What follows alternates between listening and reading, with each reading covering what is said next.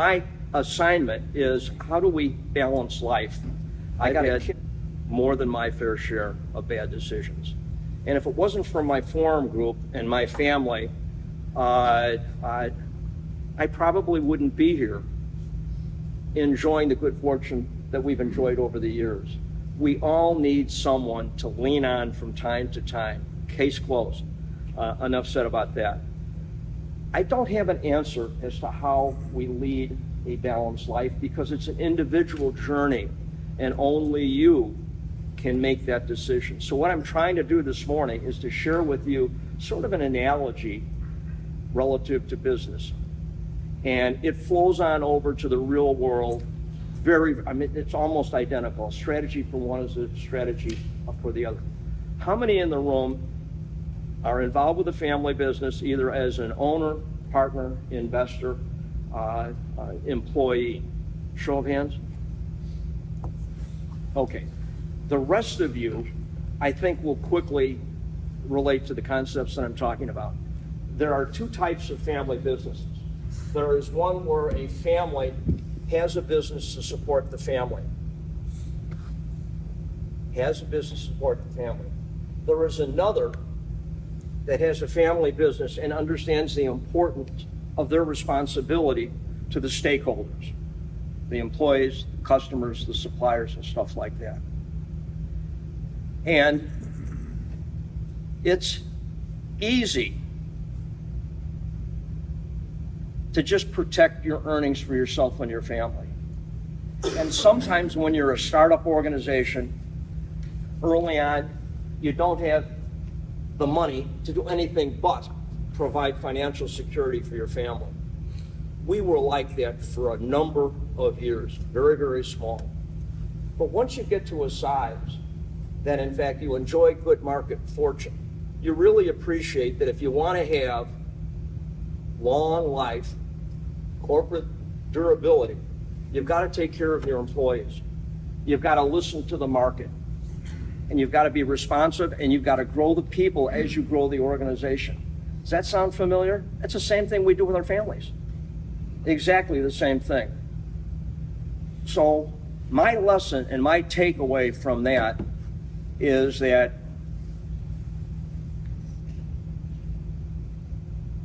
we all go through different stages, and we can only do so much at each stage.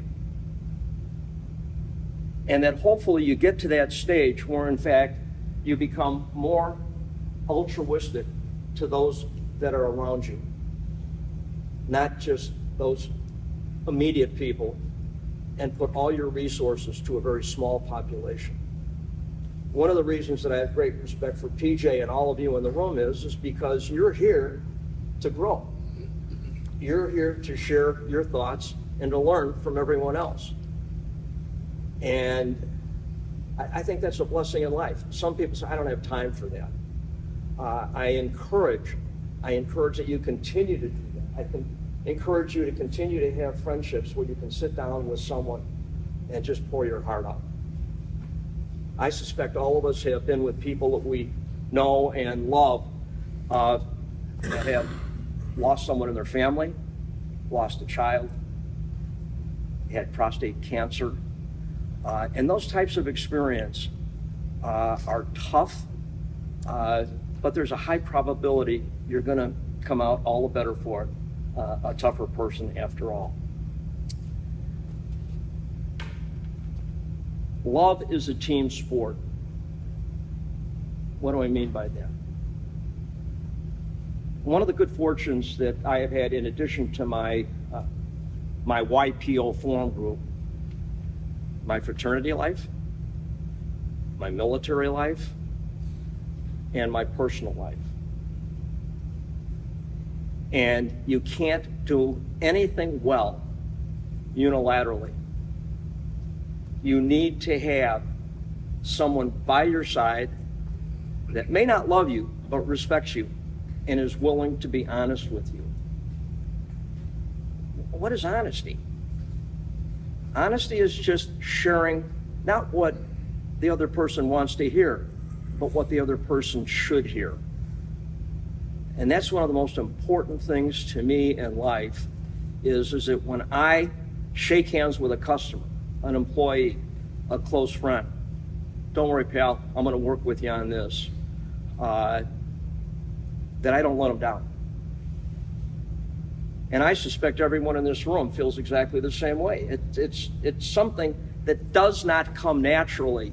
You've got to use a lot of personal self-discipline to do that. JP asked me to write down a couple of questions. And one of the questions, I'm leaping ahead, Mr. Chairman, if that's okay, is what makes you feel good? What makes me feel good is helping others. Child, employee, supplier, someone I don't know that thinks I can maybe network them into a situation one way or another. And early on, I wasn't like that. And I decided there's nothing more important than helping someone else.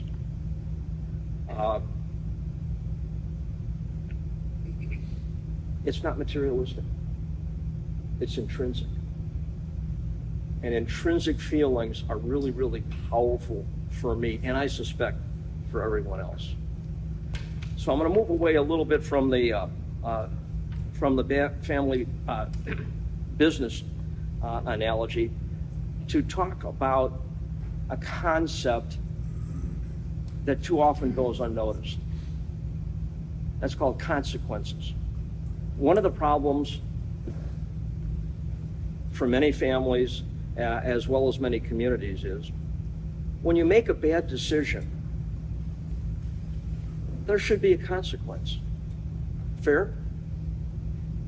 Consequences motivate you to do things you don't want to do. I have personal experience with a young girl that was an alcoholic at an early age, went through rehab twice, didn't work. As a matter of fact, sometimes people go 4, 5, and 6 times just to get their family to stay away. On the 3rd time, there was a family intervention. And the intervention was everyone that she knew and loved and said, goodbye. If you're not going to take care of yourself, we're not going to pamper you. You've got to stand tall and you've got to do what you want to do. Oh, and by the way, you're going to lose your marriage, you're going to lose your kids. Those are consequences. Those are the extreme, almost ultimate consequences. And guess what happened? It worked. But not without help. And the reason the other 2 experiences for rehab didn't work is that the organization didn't have a game plan after the period that supposedly they had a shot at going off on their own. You can't go off on your own. So what happened is that there was a network developed, special consultants that were on call 24 hours a day, and a strong encouragement to go to Alcoholics Anonymous. And for those of you that have been involved with Alcoholics Anonymous, they have something called a sponsor. And a sponsor is just like the consultants that are supposedly interim, that you can call around the clock and say, I want to drink, or I want to drugs, or I want to get high. And you have this conversation, all of a sudden, you're cool, you're calm. So there's 2 messages here. One is that, in fact, when you're sick, if you don't take care of yourself and get the right support, you're going to remain sick. And the consequences are you're going to lose, to a great extent, those that love you the most. Don't let that happen. Item number 2, once you get healthy, for those of you that may have been in a similar situation, it's a whole new life. You forgot what it was like to be sober. And you're happy again. Because when you're addicted to something, you're addicted because you're not happy. And you need this to at least have a calming effect on the disorder that you have. I'd like to quickly go through some lessons that I have learned and some thoughts that I have learned from others that relate to business. Translate that to family, and the message may resonate. One is, I talked about trust. Trust is based on integrity. Everything we do to strengthen a relationship has to be depended upon. And even if you tell a little white lie, that could be confusing to someone. Is everyone in this room honest? Has anyone in this room told a lie? I bet if I asked for a show of hands, every one of us would raise it and say, yeah, I have not told a lie. And I know immediately that they're not honest people. Well, a good example is sometimes you will tell a lie to protect someone's feeling.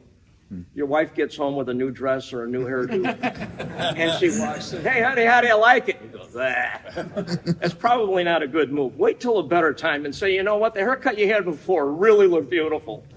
That's a lie, but it's a well-intended lie. That's okay, and that's not what I'm talking about. Okay, so all relationships are based on a sense of mutual trust. In business, there's a cliche that culture eats strategy for breakfast, lunch, and dinner. Well, this is an offshot of integrity.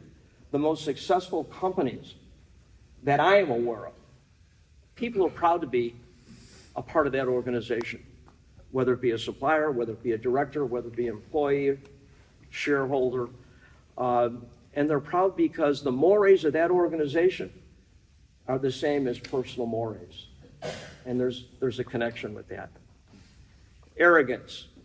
How many times have we run into someone who felt that they were better than you and were condescending, smarter than you, and wouldn't listen to your position or your argument? Every time I look around at people that are great leaders, politically, civically, in business, in religion, in any field, one of the greatest traits that I respect is their sense of humility. They always know that they can learn something from someone else. We talked about the value and the power of friendship. You can't let yourself pull into a clamshell. We all need love and affection from others. And the people that I know, and I'm probably the oldest guy in the room, the people that I know that I've been blessed with longevity, never stop learning, never stop loving, and are willing to take risk even when they're in their mid-80s. That's pretty powerful. They refuse to quit, they refuse to give up. From a business perspective, some of my biggest mistakes, and I got a kick out of the little film here, a lot of us have made bad decisions. One example of some of my bad decisions is because I care about people. It's difficult when you have an executive or employee that consistently has the wrong jersey on. And do everything you can to help that individual meet the expectations of the position. But when they don't, you've got to effectively deal with that. And one of my good fortunes is having to work with some very, very bright CEOs, C-suite executives. And the first thing that I tell them when they come in as part of their organization is, I'm very patient and at times too patient. Well, what do you mean by that? I will work with someone longer than I should because I'm blinded by the fact that we can't help each other grow together and meet the expectation. So I don't fire them until it's too late and damage has been done. Then I got to go back and scramble all over. The point here is that make a decision. As difficult as it is, whatever it is, step up to bat. And it might need a little bit of networking and help to do it, but don't lollygag with it. Innovation. Companies succeed because they understand their customers. Parents exceed because they understand their children. And if they don't understand their children, another opportunity to go to other parents that they respect and love and see if new techniques can come up. A business needs to have a winning strategy. A family leader needs to have a winning strategy. The luck of the draw, I'm anal sometimes in some of my techniques, is that when my kids were in grade school for New Year's Eve, I wanted their New Year's Eve resolutions. And we had a lot of fun sitting around the table after the Christmas holidays, drawing them up in the whole shebang.